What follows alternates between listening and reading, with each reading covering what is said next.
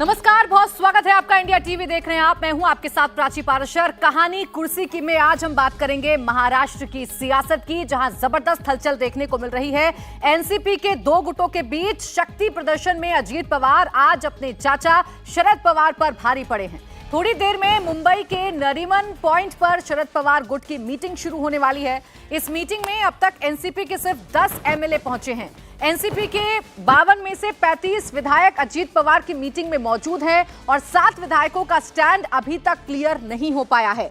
अजीत गुट की मीटिंग में 9 में से 6 एमएलसी भी पहुंचे हैं। अभी तक के नंबर गेम में शरद पवार की तुलना में अजीत पवार के कैंप में 3 गुने से भी ज्यादा विधायक हैं।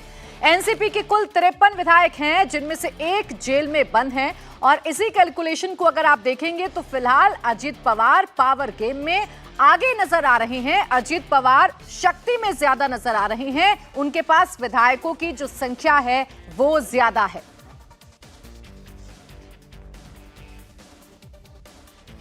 तो देखिए, बैठक चल रही है। एक तरफ जहां चाचा अपने शक्ति का प्रदर्शन करेंगे, तो वहीं दूसरी तरफ भतीजे ये बता रहे हैं कि उनके पास कितने ज्यादा संख्या में विधायक हैं। जो दावा शुरुआत से किया जा रहा था कि हमारे पास 40 से ज्यादा विधायक हैं, 30 से 40 विधायक अजीत गुट के पास हैं, ऐसा कहा जा रहा था। और अब नंबर्स में भी वो दिखने लगा है। जो मंच है अजीत पवार गुट का, वो मंच पूरा भरा हुआ है। और वही मंच बता रहा है कि महाराष्ट्र में सियासी लड़ाई में फिलहाल अजीत पवार आगे निकल गए हैं। अपने चाचा को उन्होंने पीछे छोड़ दिया है, क्योंकि अभी तक संख्या की बात करें तो कुल 10 विधायक हैं जो शरद पवार कैंप में पहुंचे हुए हैं, शरद पवार की बैठक में पहुंचे हुए हैं। नंबर्स के लिहाज से अजीत पवार कहीं ज्यादा हो गए हैं। 35 विधायक अभी तक अजीत पवार के साथ नजर आ रहे हैं। ये मंच की तस्वीरें आप देख लीजिए। अजीत पवार बैठे हुए नजर आ रहे हैं, प्रफुल्ल पटेल आपको नजर आ रहे हैं, और उनके साथ ही साथ उनकी वो शक्ति भी आप देख लीजिए जो विधायकों के रूप में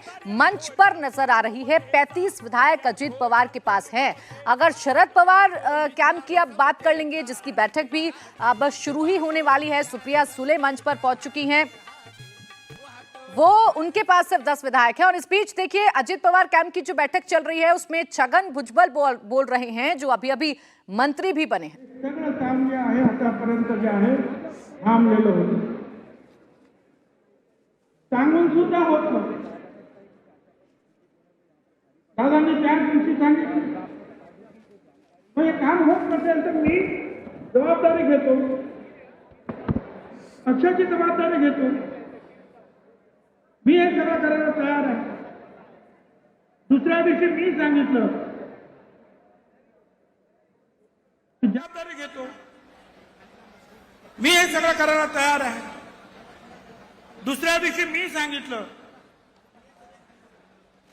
तो अजीत पवार के साथ 35 विधायक अभी तक हैं। अभी तक जितने विधायक पहुंचे हैं उस संख्या के हिसाब से आप देखेंगे तो अजीत पवार बहुत ज्यादा आगे निकल चुके हैं, क्योंकि सिर्फ 10 विधायक हैं जो अभी शरद पवार के साथ पहुंचे हुए हैं। मंच सजा हुआ है और इस मंच से एक मैसेज देने की कोशिश, संदेश देने की कोशिश और सीधे सीधे तौर पर शक्ति प्रदर्शन किया जा रहा है अजीत पवार की तरफ से। छगन भुजबळ बोल रहे हैं, जो अभी अभी मंत्री बने हैं। हालांकि कद्दावर नेता हैं एनसीपी के, और वो मंत्री बनने के बाद सीधा सीधा लगातार ये कह रहे हैं कि बीजेपी का जो काम है वो बहुत अच्छा है, इसीलिए वो उनके साथ आए हैं। वो बार बार ये भी बता रहे हैं कि कैसे शक्ति के गेम में वो सबसे आगे हैं। वो शक्ति के गेम में कैसे सुप्रिया सुले को पीछे छोड़ चुके हैं, कैसे वो शरद पवार को पीछे छोड़ चुके हैं। समाजाला वेगवेगळ्या ठिकाणी जे आहे बसवलं जातं आणि सगळ्या समाजाला घेऊन हा पक्ष जातो आहोत। तो 40 विधायक हैं, ऐसा दावा अभी भी अजीत पवार की कैंप की तरफ से किया जा रहा है। लेकिन अभी तक जो विधायक पहुंचे हैं, अगर आप उसकी काउंटिंग करेंगे तो 35 विधायक अभी तक पहुंच चुके हैं अजीत पवार के साथ। अजीत पवार की जो बैठक हो रही है उस कैंप में 35 विधायक अभी तक पहुंच चुके हैं।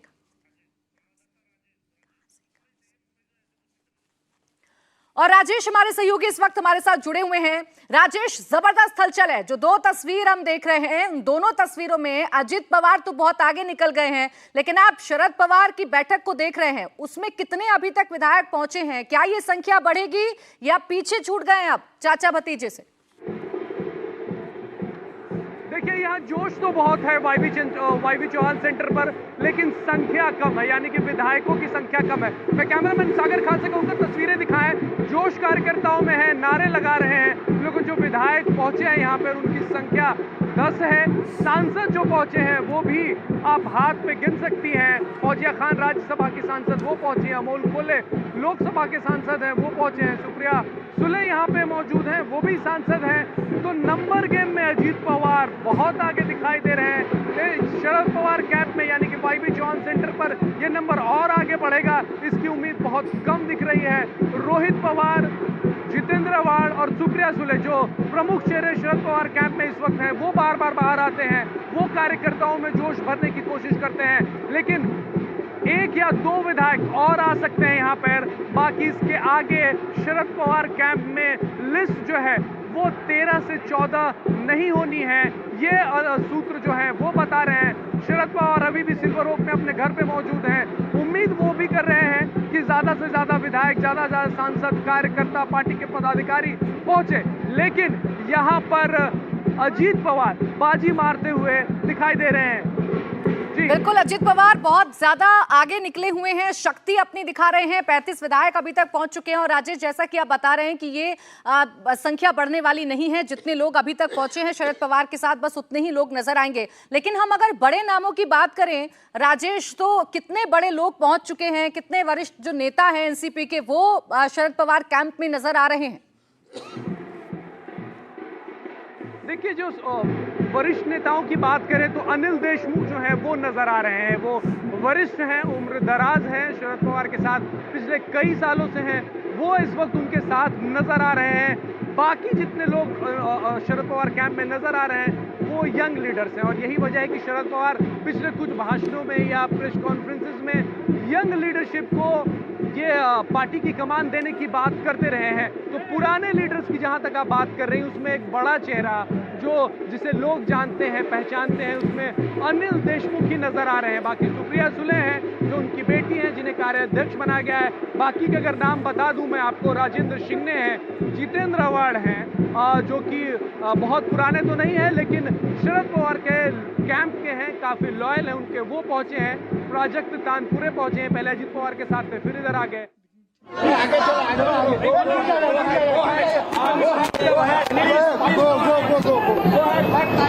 चलो भाई, कोई भी एक कमेंट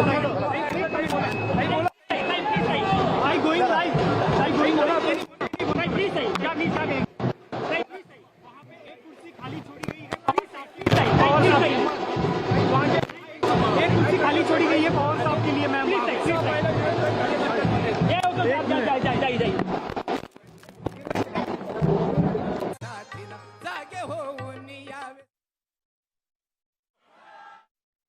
निवडणुका घ्या, प्रांताच्या निवडणुका घ्या, तालुक्याच्या निवडणुका घ्या, अध्यक्षाची निवडणुका घ्या, प्रांताध्यक्षाची निवडणूक घ्यायची नाही।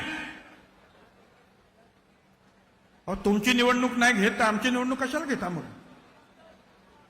खालून जातं ना सगळं, निवडणुका होत होत होत वरती जातं।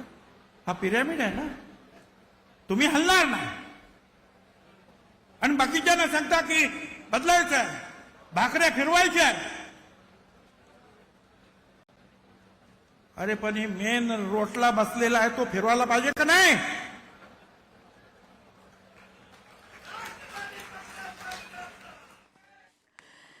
तो महाराष्ट्र की सियासत की ये दो तस्वीर बताने के लिए काफी है कि अजीत पवार क्यों ये दावा कर रहे थे जब से वो भारतीय जनता पार्टी के साथ आए, उप मुख्यमंत्री बन गए। वो बार बार ये कॉन्फिडेंस दिखा रहे थे कि उनके साथ ज्यादा विधायकों का समर्थन है और उन्होंने ये प्रूफ भी कर दिया है, अपनी शक्ति उन्होंने दिखा दी है। 35 विधायक अभी तक कुल पहुंच चुके हैं, जबकि आप शरद पवार कैंप की बात करेंगे तो 10 विधायक अभी तक शरद पवार के साथ पहुंचे हैं। समीर जी, ये तस्वीर जो आज की आप देख रहे हैं, जो नंबर गेम आप देख रहे हैं, ये क्या बता रहा है महाराष्ट्र की सियासत में? भतीजा बहुत आगे निकल गया, शरद पवार की जो कोशिशें थी वो रंग लेकर नहीं आई। बिल्कुल, जिस दिन अजीत पवार ने विद्रोह किया था शरद पवार के खिलाफ, उसी दिन यह तय हो चुका था कि अजीत पवार के पास पलड़ा भारी है। और देखिए, जब अजीत पवार ने पहली बार 2019 में विद्रोह करके देवेंद्र फडणवीस के साथ कुछ घंटों की सरकार बनाई थी, उस समय अजीत पवार के साथ विधायकों ने साथ छोड़ा था, शरद पवार के साथ आ गए थे, अजीत पवार को इस्तीफा देना पड़ा था। तो दूध का जला छाछ फूको के पिता, वैसे ही स्थिति अजित पवार की रही है। इस बार उन्होंने ये फुल प्रूफ प्लानिंग कर ली थी कि ऐसी स्थिति उत्पन्न न हो कि मैं विद्रोह करूं, मेरे साथ विधायक आए और बाद में शरद पवार के पास चले जाए।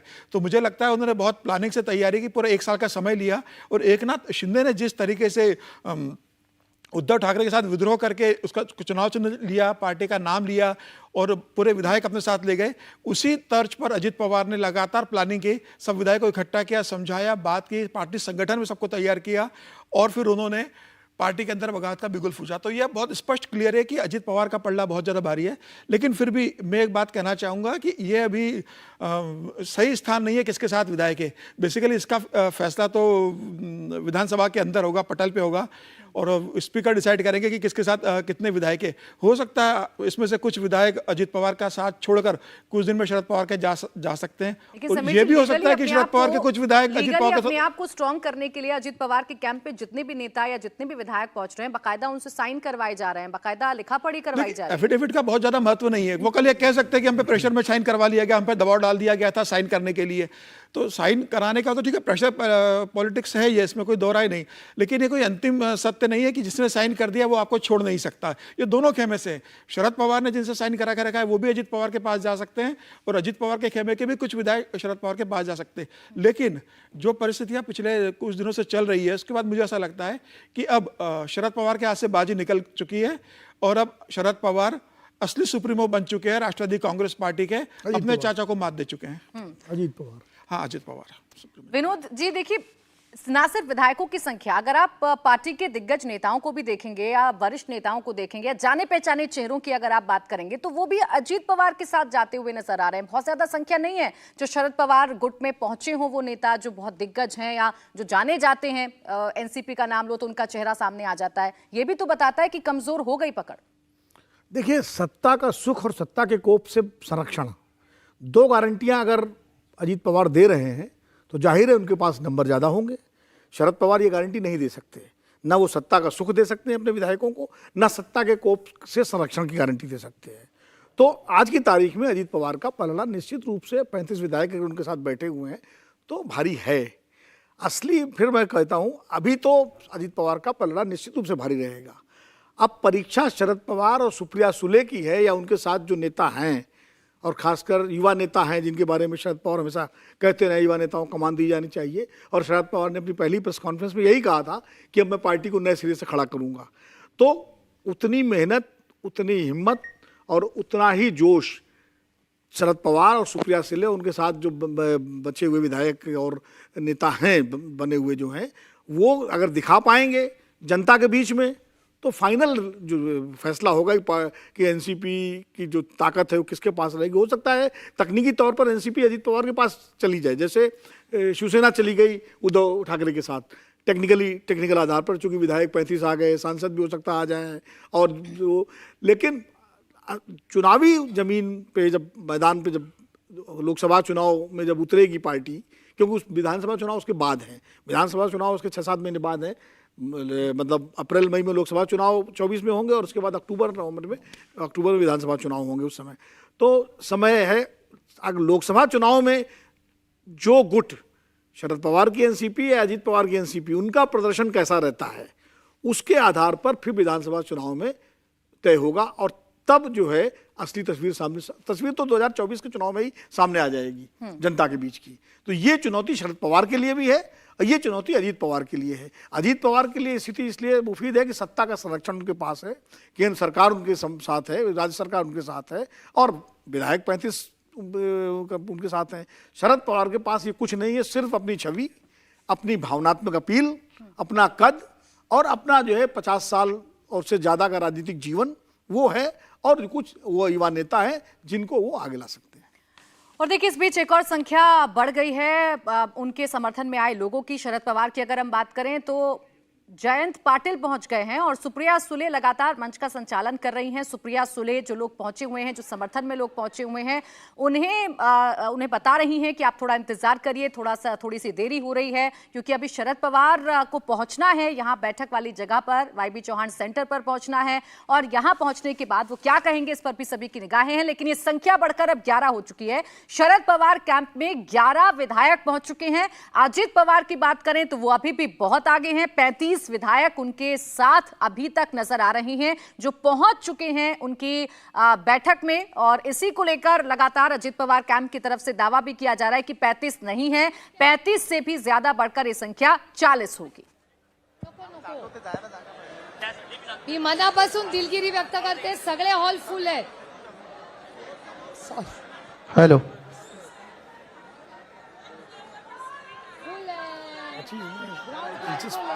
हो सकता है सगळंच फुल झालंय। कुछ बाद में शरद पवार की मीटिंग में चले जाए, कोई अजित दादा के यहाँ भी आ गए, उधर भी आ गए, कोई भरोसा नहीं। माझं म्हणणं असं आहे, आम्ही भाजपमध्ये प्रवेश केलेला नाही। नागालँडमध्ये तिथल्या एका स्थानिक पक्षाचा मुख्यमंत्री झाला, त्याच्या नेतृत्वाखाली भाजप मंत्रिमंडळात गेला आणि आपले 7 आमदार राष्ट्रवादी काँग्रेसचे, त्यांना सुद्धा पक्षानं सांगितलं तुम्ही त्यांच्या बरोबर भाजपच्या बरोबर त्या सरकारमध्ये सामील व्हा। मग आता आम्ही सामील झालो तर काय फरक? ते सामील झाले। 10 तारखेला मला असं वाटतं त्यांच्या सगळ्यांचा सत्कार झाला। ते जे मंत्री झाले आणि भाजप बरोबर त्या मंत्रिमंडळात गेले, मग आम्हाला पण सांगायचं साहेब।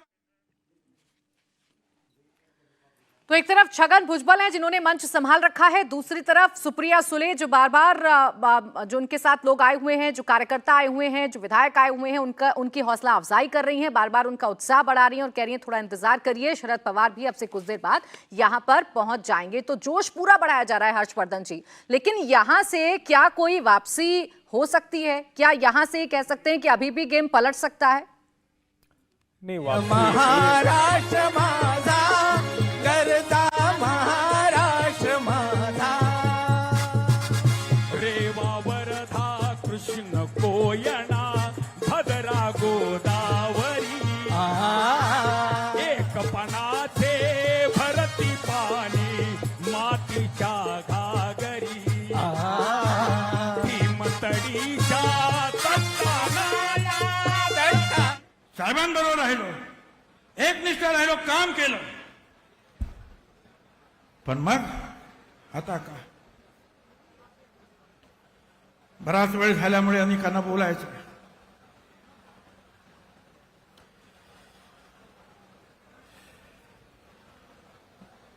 साहेबांना वाईट वाटलं, स्वाभाविक आहे।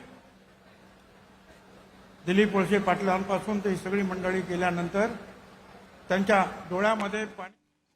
देखिए हर्षवर्धन जी तस्वीरें भी बता रही हैं कि अभी सुप्रिया सुले सिर्फ ये कोशिश कर रही हैं कि जो लोग वहां पर हैं उनका उत्साह बढ़ाया जाए, बताया जाए कि इस मुश्किल वक्त में अगर आप साथ में आए हैं तो आपका यहां पर आना कितना अहम है।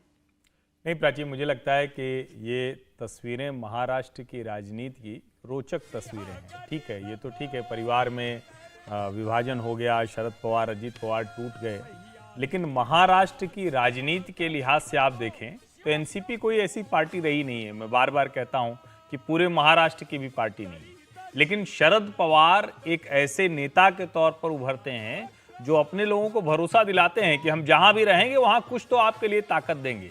अब आप सोचिए, जो अभी विनोद जी ने भी कहा, सत्ता नहीं है, किसी तरह का कोई समर्थन नहीं है, शरद पवार इस उम्र में पहुंच गए हैं कि एक तरह से राजनीतिक पारी समाप्ति की ओर है।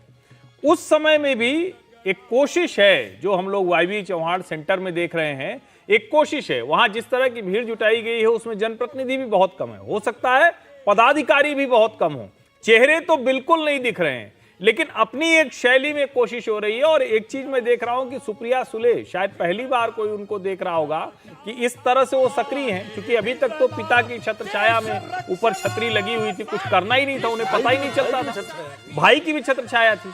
अब पहली बार उनको लग रहा है कि अरे नहीं, अब तो ये मामला फंस गया है। तो देखिए किस तरह से वो लोगों का उत्साहवर्धन करती घूम रही हैं। लेकिन अभी की जो स्थिति है बहुत स्पष्ट है, मुझे कोई भ्रम नहीं दिखता है।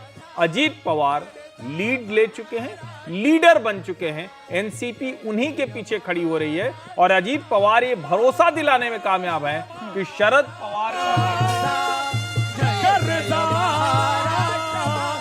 महाराष्ट्र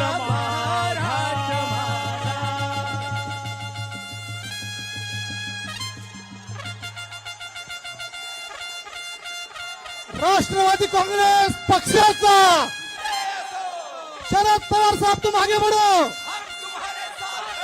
महाराष्ट्राचा बुलंद आवाज पवार, छत्रपती शिवाजी महाराज की, भारत रत्न डॉक्टर बाबासाहेब आंबेडकरांचा, महात्मा ज्योतिबा फुलेंचा, राष्ट्रवादी काँग्रेस पक्षाचा, महाराष्ट्राचा बुलंद आवाज। अरे काल रुग्णालय तो महाराष्ट्र की सियासत की ये दो बड़ी तस्वीरें, एक तरफ है अजीत पवार का गुट जहां पर 35 विधायक पहुंच चुके हैं। छगन भुजबल संबोधित कर रहे थे तो बार बार ये कह रहे थे ये संख्या अभी बढ़ेगी, यानी सीधे सीधे वो अपनी ताकत का एहसास दिलाने की कोशिश कर रही हैं। दूसरी तरफ है शरद पवार गुट की वो बैठक जहां पर बहुत बड़े चेहरे नहीं पहुंचे हैं, 11 विधायक अभी तक पहुंचे हैं, सुप्रिया सुले नजर आ रही हैं, लेकिन लोगों का उत्साहवर्धन करने की कोशिश की जा रही है, संदेश देने की कोशिश की जा रही है, कनेक्ट करवाने की कोशिश की जा रही है शरद पवार के साथ, पार्टी के साथ। और इसी कनेक्ट का जिक्र शरद पवार की राजनीति का जब जब जिक्र होता है तो ये किया जाता है कि वो अपने लोगों को संदेश भी देते हैं, अपने लोगों को साथ लेकर चलने का भरोसा भी देते हैं। समीर जी, अब ये जो तस्वीर आप देख रहे हैं जो शरद पवार गुट की तस्वीर है, जैसा अभी हर्षवर्धन जी ने जिक्र किया कि सुप्रिया सुले अब एक्टिव नजर आ रही हैं, तो यहां से अब सुप्रिया सुले का भी क्या होगा ये भी सवाल है, क्योंकि नंबर गेम में तो अब भाई बाजी मार चुके हैं। बिल्कुल, आप देखिए राष्ट्रवादी कांग्रेस के अंदर जब से सुप्रिया सुले सक्रिय हुए, देखिए अजीत पवार बहुत पहले से सक्रिय थे। 2006 में राज्यसभा भेजा था सुप्रिया सुले को पहले, और उसके बाद बारामती से वो सांसद बनी थी। तो अजीत पवार लगातार शरद पवार जैसे जब 98 में राष्ट्रवादी कांग्रेस बनाई थी तब से वो शरद पवार के साथ है, उसके पहले से शरद पवार के साथ है। और पूरी जो महाराष्ट्र की राजनीति है, जो एनसीपी की बुरी ताकत है महाराष्ट्र के अंदर, उसको कंट्रोल अजीत पवार करते रहे। शरद पवार बेसिकली दिल्ली की राजनीति ज़्यादा करते रहे प्रफुल्ल पटेल के साथ मिलकर। तो मुझे ऐसा लगता है कि जो एनसीपी है महाराष्ट्र की, जो उसकी ताकत है वो पूरी अजीत पवार के साथ खड़ी रही है। और अब शरद पवार के लिए बहुत बड़ी दोहरी चुनौती है। देखिए 98 में जब शरद पवार ने पार्टी तोड़ी थी, उस समय आज जो शरद पवार से अलग हो गए वो सब शरद पवार के साथ थे। अजीत पवार थे, छगन भुजबल थे, प्रफुल्ल पटेल थे। उस समय भारतीय जनता पार्टी इतनी बड़ी ताकत नहीं बनी थी महाराष्ट्र में जब राष्ट्रवादी कांग्रेस पार्टी का जन्म हुआ था। इसके कारण 15 साल राष्ट्रवादी कांग्रेस और कांग्रेस ने महाराष्ट्र में सत्ता चलाई। लेकिन 2014 के बाद देश की राजनीति के साथ महाराष्ट्र की राजनीति भी पूरी तरह से बदल चुकी है। महाराष्ट्र में भारतीय जनता पार्टी एक बहुत बड़ी अब ताकत बन चुकी है। जो शिवसेना के साथ छोटे भाई की भूमिका निभाती थी भारतीय जनता पार्टी, वो आज सबसे बड़ी पार्टी महाराष्ट्र की बन चुकी है। तो ऐसी स्थिति में अब शरद पवार के लिए बहुत बड़ी चुनौती होगी और बहुत मुश्किल है कि वह पूरे महाराष्ट्र का भ्रमण करे। आज वो उम्र के 83 साल में चले गए, संगठन नहीं है, साथ के नेता नहीं है, आर्थिक स्थिति भी उनको इतना सहयोग नहीं करेगी जो अजीत पवार और प्रफुल्ल पटेल और बाकी सोर्सेज से करती थी। तो मुझे लग रहा है अब शरद पवार के लिए पूरे महाराष्ट्र का दौरा करके और वो वापस ताकत हासिल करना कि वो वापस 40 विधायक अपने नाम पर जिता के लाए, मुझे लग रहा है बहुत मुश्किल होगा अब शरद पवार के लिए। अब अजीत पवार ही महाराष्ट्र में एनसीपी का भविष्य रहेंगे। और जो तस्वीर हम बार बार दिखा रहे हैं और जो हम सुना भी रहे हैं, सुप्रिया सुले बार बार मंच से जैसे संबोधित कर रही हैं, कैसे जोश भरने की कोशिश की जा रही है, इन तस्वीरों को आप कैसे डिफाइन करेंगे, इनके क्या मतलब निकाले जाए? देखिए सुप्रिया सुले के पास कोई ऑप्शन नहीं है। अजीत पवार और सुप्रिया सुले के बीच अंडरस्टैंडिंग बहुत अच्छी नहीं है। और ये बात तय थी कि जब भतीजे ने चाचा के खिलाफ विद्रोह किया तो बेटी पिता का साथ देगी, ये तय था। तो इसी स्थिति में सुप्रिया सुले के पास दूसरा ऑप्शन नहीं है। शरद पवार भी बात को बेहतर तरीके से जानते हैं। सुप्रिया को स्टेब्लिश करने के लिए ही उन्होंने उसे कार्यकारी अध्यक्ष बना दिया था कि पार्टी के अंदर वो संगठन देखे। लेकिन सुप्रिया सुले को इतना समय नहीं मिल पाया, अजीत पवार ने तुरंत विद्रोह कर दिया। तो अब बेसिकली वो एक सांसद के रूप में ही दिल्ली में थी, पार्टी के महाराष्ट्र इकाई में उनका बहुत ज़्यादा हस्तक्षेप नहीं था। कार्यकारी अध्यक्ष बनने के बाद इस बात की संभावना थी कि अब सुप्रिया सुले महाराष्ट्र की राजनीति में भी हस्तक्षेप करेगी, टिकट डिस्ट्रीब्यूशन में लेगी, पार्टी पदाधिकारियों की नियुक्ति में हस्तक्षेप करेगी, लेकिन उन्हें समय मिल नहीं पाया। तो मुझे लगता है कि सुप्रिया सुले के लिए आने वाले समय में बारामती से चुनाव जीतना भी बड़ी एक चुनौती होगी, क्योंकि अजीत पवार खुद बारामती से विधायक है। तो अब ये देखना दिलचस्प होगा कि 2024 में क्या अजित पवार सुप्रिया सुले को समर्थन देकर विधायक बनाते हैं या उनके खिलाफ कोई उम्मीदवार खड़ा करते हैं। तो मुझे लग रहा है कि सुप्रिया सुले के लिए अब आने वाली राजनीति बहुत मुश्किल होगी। हालांकि शरद पवार अभी जब तक है तो पिता का वरदस्त है, तो सुप्रिया सुले पिता के निर्देश पर काम करेगी, लेकिन सुप्रिया सुले की राह बहुत मुश्किल है आने वाले समय में। बिल्कुल, देखिए इस बीच छगन भुजबल जो लगातार मंच से संबोधित कर रहे हैं अजीत गुट को, उनकी तरफ से बड़ा बयान भी दिया गया है और कहा गया है कि कुछ गलतियां हुई हैं पार्टी के अंदर जिसकी वजह से उन्हें फैसला लेना पड़ा है। संगठन में शरद पवार ने कुछ गलत फैसले लिए जिसकी वजह से हमें अलग होना पड़ा। कुछ पोस्ट खाली थे जिस पर नियुक्ति नहीं की गई थी। बार बार कहने के बावजूद पोस्ट नहीं भरे गए थे जिसकी वजह से ये बड़ा फैसला लिया गया और 35 विधायक टूट गए। 35 विधायक टूटकर अजीत गुट की तरफ आ गए और 35 पर यह संख्या नहीं रुकेगी, ये बार बार अजीत गुट की तरफ से दावा किया जा रहा है। 35 से बढ़कर ये 40 हो सकती है, ये बार बार अजीत गुट की तरफ से कहा जा रहा है। विनोद जी देखिए, अभी तक डायरेक्ट शरद पवार का नाम लेकर कोई कुछ भी नहीं कह रहा था। अगर आप अजीत पवार गुट में जो लोग गए हैं, जो मंत्री बने हैं, वो भी शरद पवार का नाम नहीं ले रहे थे। आज पोस्टर में भी सबसे बड़ी तस्वीर शरद पवार की ही थी, आप अजीत पवार गुट की बैठक को अगर देखेंगे। लेकिन अब जब मंच पर पहुंचे, अपनी शक्ति दिखाई, तो यह भी बता दिया कि चूक कहां से हुई, गलती कहां से हुई। देखिए ये सब तो मतलब एक तरह से अपने फैसले का औचित्य सिद्ध करने की बयानबाजी है। छगन भुजबल साहब को अब याद आ रहा है शरद पवार ने गलत फैसले किए। छगन भुजबल साहब 2 साल की जेल काट के आए हैं और उनके ऊपर तमाम मामले अभी तक चल रहे हैं। अब चूंकि उनको, मैंने जो पहले कहा, सत्ता का संरक्षण और सत्ता का सुख दोनों चाहिए था, वो अजीत पवार के साथ ही मिल सकता है। इसलिए आज उनको शरद पवार के पर उंगली उठाने का मौका मिल गया। वरना छगन भुजबल तो शरद पवार की, जब शिवसेना से निकले थे तो शरद पवार की ही शरण में गए थे और शरद पवार ने उनको राजनीतिक रूप से ताकत दी, उनको उप मुख्यमंत्री बनाया। जब कांग्रेस और एनसीपी की मिलीजुली सरकार थी, गृह मंत्रालय उनके पास था, तो इसलिए जो है आज उनको शरद पवार में दोष नजर आ रहा है। ये खाली जब पार्टी से आप अपने नेता से अलग होते हैं तो इस तरह के फिर बयान दिए जाते हैं। तो ये एक तरह से छगन भुजबल नहीं बोल रहे हैं, ये अजीत पवार उनसे बुलवा रहे हैं, क्योंकि छगन भुजबल वही बोलेंगे जो अजीत पवार चाहेंगे। शरद पवार का पोस्टर लगाना, पोस्टर पर तस्वीर लगाना अभी उनकी मजबूरी है, क्योंकि अभी अपने को एनसीपी ओरिजिनल बता रहे हैं और अभी तक एनसीपी के अध्यक्ष शरद पवार हैं, तो इसलिए पोस्टर पे तस्वीर लगाना तो उनकी मजबूरी है। और अभी तक शरद पवार को अजीत पवार ने या उनके लोगों ने पार्टी से निकाला भी नहीं है, ना अध्यक्ष पद से उनको बर्खास्त किया है। तो ऐसे में पोस्टर लगाना जरूरी है। और ये जो छगन भुजबल का बयान है, और भी नेता बोलेंगे वहाँ पर कि वो हम क्यों निकले, भाई जनता में भी तो जवाब देना पड़ेगा, अपने कार्यकर्ताओं को भी जवाब देना पड़ेगा कि आपने शरद पवार को क्यों छोड़ा। इंडिया टीवी हर वक्त हर जगह डाउनलोड करने के लिए सर्च करें India TV news Google play store या ऐप स्टोर पर।